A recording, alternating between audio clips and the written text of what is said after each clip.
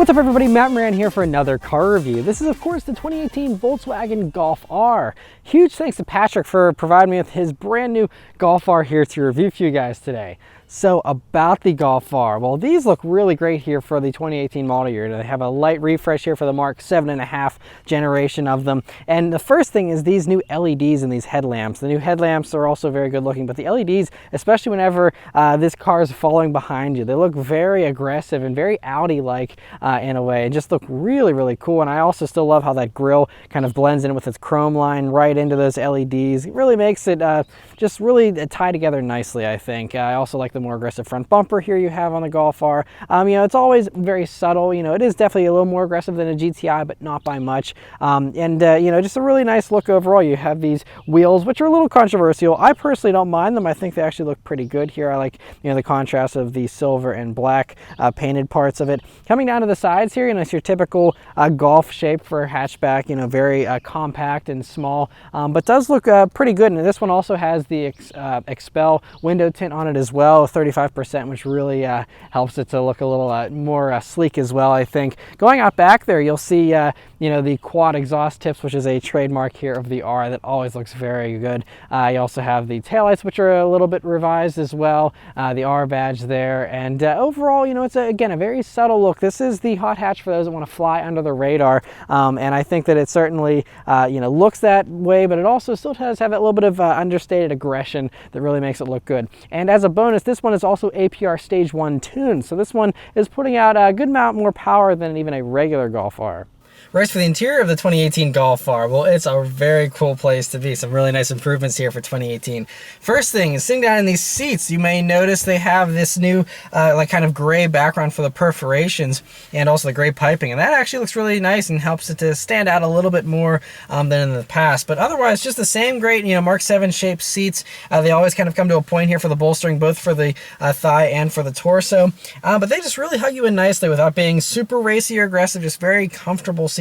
Real leather here in the R as well, and just feel really great. So overall, I really like these seats. Next though is the steering wheel, which is also really great here. I always love these Mark 7 steering wheels. This has the perfect cutouts for your 9 and 3 grip for your thumbs here. A nice little 10 and 2 notches, a flat bottom. You have the R badge there on it as well, and your few basic buttons you see on any other Mark 7 to go through everything in the gauges here, and also volume and tune and all that type of stuff. You also have paddle shifters here on the back, which are plastic, but you know, are nicely placed and good enough, although they're not too impressive or anything. But overall, a really great steering wheel.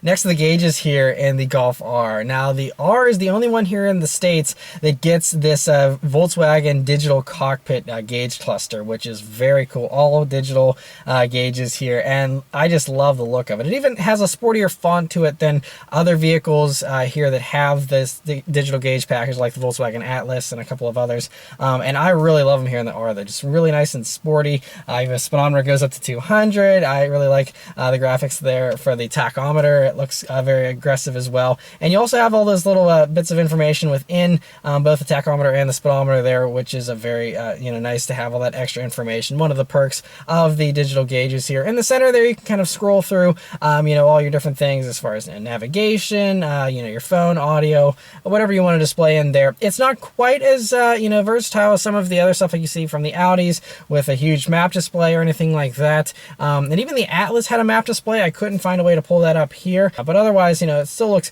very cool, and like I said, just nice to, you know, kind of makes this interior a little more futuristic and modern. And yeah, it's a shame the GTI doesn't get them, but it's a very cool perk of the R.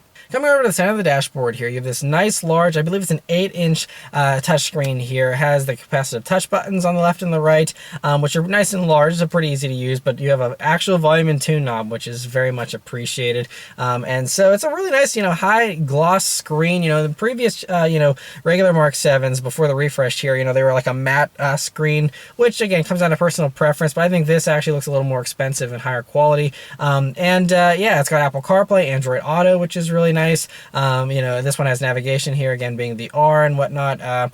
All the radio stuff is very easy to navigate through, and it has the, you know, little sensor, so as your finger approaches, additional menus will come up there sometimes, which is very cool to see as well. And so overall, just a really great infotainment system. Coming down, you have standard auto climate control here in the R, which is nice to see as well, with the little displays there, and just the 3 knobs. Very basic, you know, but gets the job done just fine, and so good job there. And then that's basically it. You have a few other buttons around the shifter here for the driving mode and turning off the auto stop start, which is unfortunately a new addition for 2018.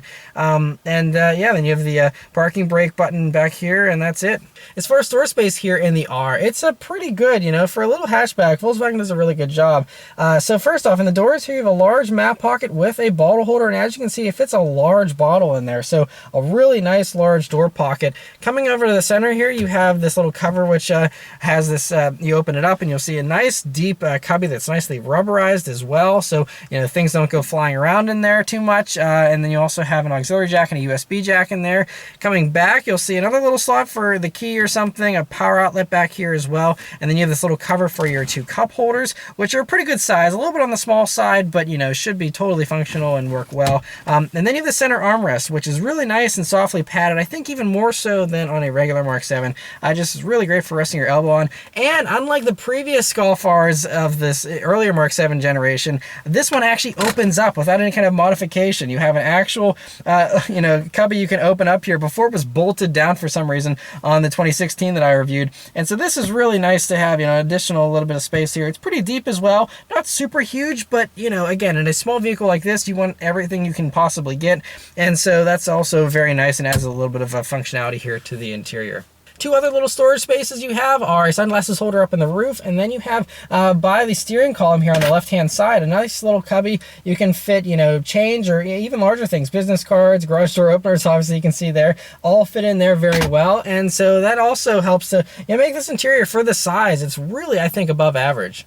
Backseat space in the Golf R is also, I think, a little bit above average compared to some other stuff in the segment. They just do such a good job with you know, packaging here with Volkswagens. It's a hallmark they've had for decades. And so anyway, I'm 5'9", me sitting behind myself, I have about 3 to 4 inches of legroom to spare, which again is very impressive for a vehicle of this size. Also, my headroom is pretty good there, you know, several inches to spare. And it's a nice, comfortable back seat. You also have bottle holders in those doors back there. You fold down the center armrest, and that's where you'll see your actual 2 cup holders. When you look forward, you'll see the 2 air vents there, which is also great to have. Again, in a small vehicle like this, not a lot of them have rear air vents, so that's also a little bit more luxurious for your rear seat passengers there. And so overall, a very usable back seat.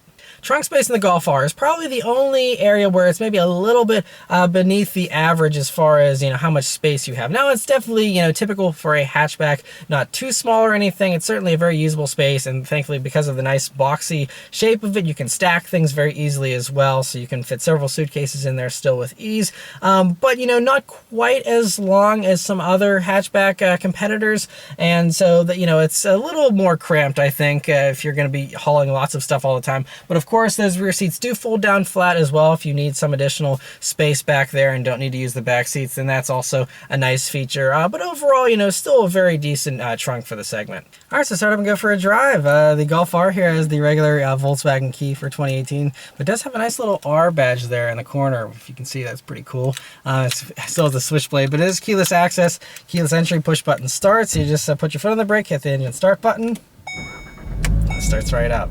All right, so setting off in the 2018 Volkswagen Golf R.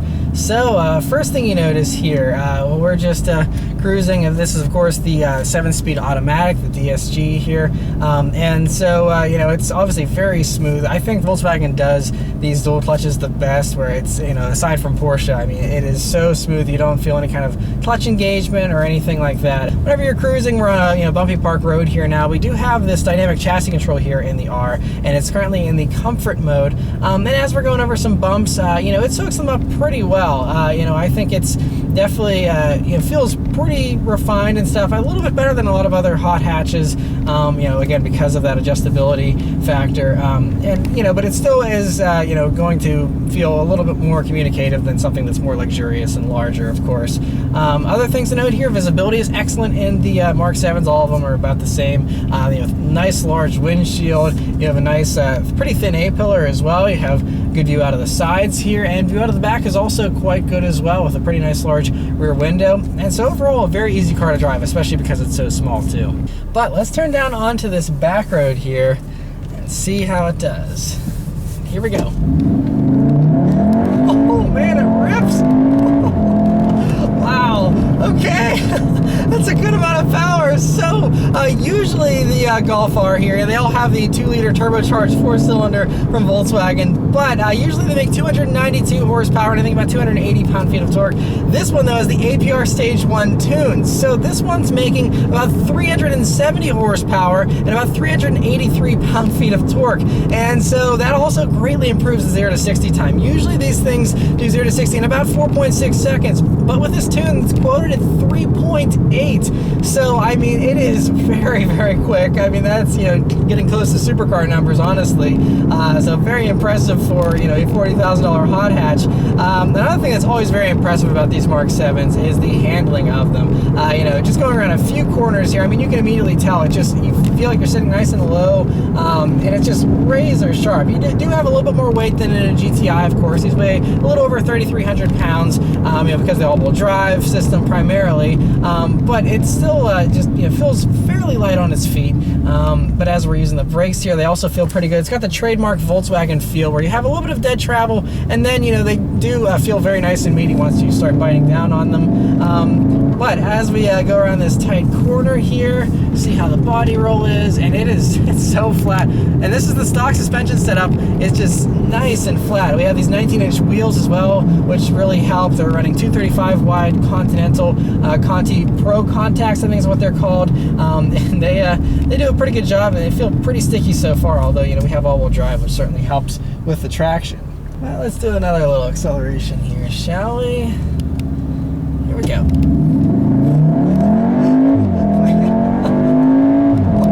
Man, it goes all the way up to 7,000 too, and it is quick, and it has, you can hear little burps there on the exhaust as well.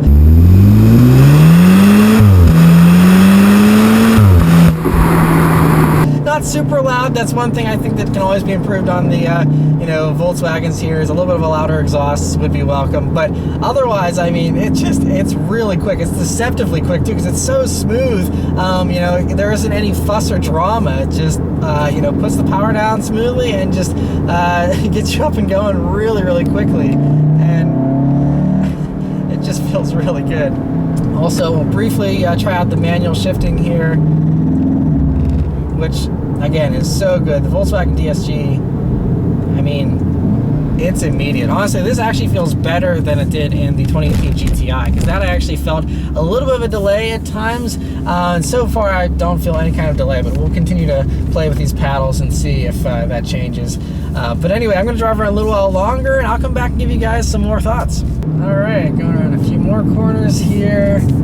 And it's amazing. You know, I was driving around a little bit more on even just regular normal straight roads, and even in race mode, the suspension really soaks up bumps well. I mean, you know, you might feel a little bit more over the really big bumps, but you know, on normal pavement and stuff, it doesn't really feel that much stiffer, honestly. But does seem to sharpen it up a little bit. It's not a huge difference, but you know, it is nice to have, and obviously it's something that's standard. It's not like you have to pay extra for it in the Golf R, and so just a nice little extra perk to give it a little bit more refinement and customization than you get in the GTI. But it's one of those vehicles that just obviously loves back roads. It just eats them up. I mean, it's effortless. It feels great. You know, has a nice weighty steering feel to it as well that just feels really good. Also, throttle response is razor sharp, especially here in race mode, and just feels good. You know, everything just, Volkswagen does such a good job of having everything feel natural and really in tune with what you want it to do, and very responsive. This, by the way, this DSG is the new 7-speed here in the Golf R, and it is also super responsive. I mean, it is definitely feels quicker than the GTI's DSG. This is definitely, honestly, that makes it, especially if you want to get a DSG version, you're going to be manually shifting. Honestly, I think that would be a big enough reason to go for the R alone, just because of that. I mean, it's just so much quicker. I mean, the GTI was really hit or miss with its the speed of the shifts sometimes, whereas this is instant. I mean, it's so good. I'm really enjoying manually shifting here. And of course, you can still thankfully get the Golf R in a full-on actual manual transmission too, if you want, which is again a very rare combo. You know, aside from stuff like the WRX and a few others, to have a manual all-wheel drive vehicle these days. And so that's also nice. They continue to offer that here. Yeah, it's just a fun vehicle to drive. It's, you know, not quite as dramatic, you know, stuff like the Focus RS, you know, has a little more drama built in with actual crackles and pops out of the exhaust, and a little bit more of an extreme feeling because it's, you know, higher power. Even though this has, you know, more power than a Golf, or more power than a Focus RS, you know, since this is the APR Stage 1, it feels about as quick. I think there's a little less lag here in the R than you get in the Focus RS, that's for sure.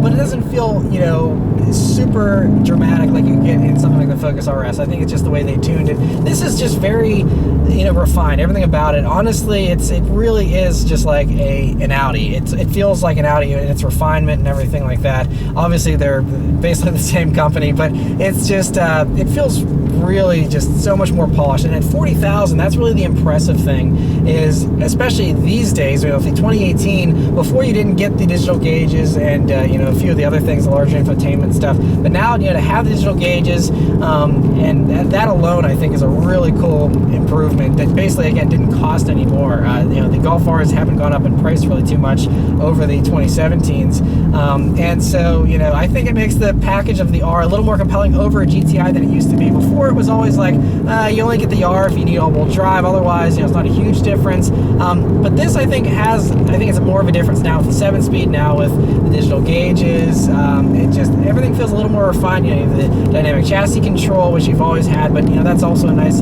additional perk of the R here. And so it's really, really cool. The only thing, you know, pricing wise, obviously, you do have to pay a little bit more for the R, and it seems like in what I've heard from other people's experiences, you don't get as many discounts in the R as you do in a GTI. So that can, you know, maybe make the price difference a little bit greater. So it just comes down to your personal priorities and preferences, but I definitely think the R is worth every bit of its $40,000 asking price. It is definitely the most refined, the most grown up, the most comfortable of all the, you know, $40,000 hot hatches for sure. And also, especially with this Stage 1 tune, which isn't a whole lot of money, definitely the punchiest of the bunch as well. So yeah, there's really, I'm trying to think of anything bad to say about the Golf R, but I really can't think of anything aside from the fact that, you know, it isn't the most exciting, just because, again, they don't have that stuff manufactured in like the Golf R, and, you know, it's not quite as extreme as something like the Civic Type R, where you feel like you're sitting, you know, on the ground, and, you know, it's a little more racy feeling. This isn't, you know, quite as racy, a little more, you know, again, just comfortable. And so it just all comes down to what you want. We live in great times here where you have lots of choices and, you know, lots of great stuff to choose from. But I definitely love the R. I think, you know, if you're someone who doesn't want a huge spoiler, you don't want, you know, a ton of attention, you want a little more comfort in a daily driver, then I think this is definitely the best choice of the bunch. And I think you probably get the most for your money, I think, with the Golf R's 40 versus the 35 or 40 of the competitors, where you get less stuff, less tech, you know, and less refinement. And so yeah, overall, I'm just really, really impressed with the Golf R here. So huge thanks once again to Patrick for allowing me to review his Golf R. Let me know your thoughts on the Golf R in the comments below. Thank you guys very much for watching, and I'll see you next time. Take care.